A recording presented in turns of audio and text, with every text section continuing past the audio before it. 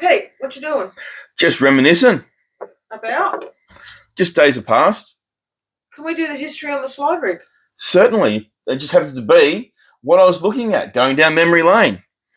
Way back when Lovell Rigs was developed, come to play, I had depression and I got there and I sat at the back doorstep making plenty of rigs. And one rig that I liked, that I'd seen a few times, is the British Pulley rig. So if you have a look, we've got a nice big, we've got a swivel here, and it just ties up and it just comes back. And I sat down thinking, how can I do something to improve on that? That belongs to the British. It's a good rig. It works well. It's actually what the beach slide rig is. So if you're after a beach slide rig, it's actually a pulley rig. But I wanted to keep it in line with the slide rig for, obviously, branding. So I went from that to this abomination. Now, I used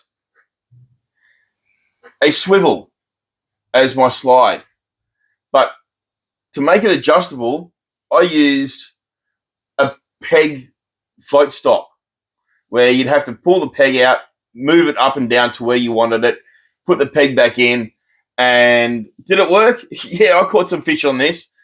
Is it, when I look back at it, is it an embarrassment? Well, yes and no, because it's the start of the journey. And everywhere we have a start in a journey, right? It's a decision I made. It's a decision I've kept. I wanted to persist with the slide rig. So one night, me and that rig girl, or should I say me and you, sat down, worked out how can we do this? How can we change this? So we went from that to using the float stop.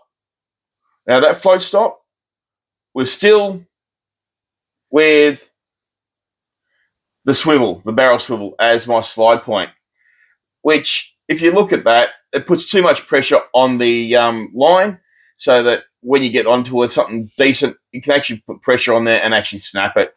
And to me, that wasn't good enough.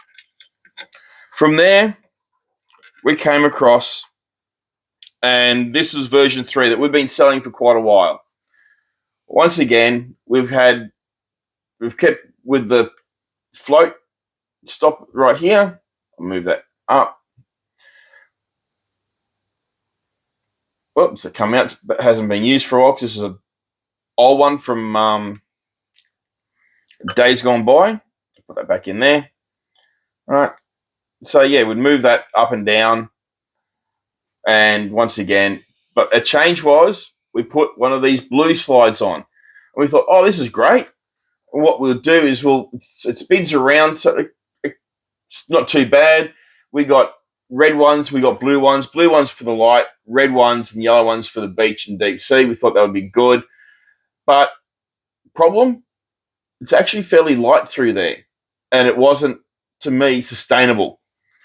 So as a couple of years went on, if you hadn't seen the last video on how we make the slide rig, we've now run with this.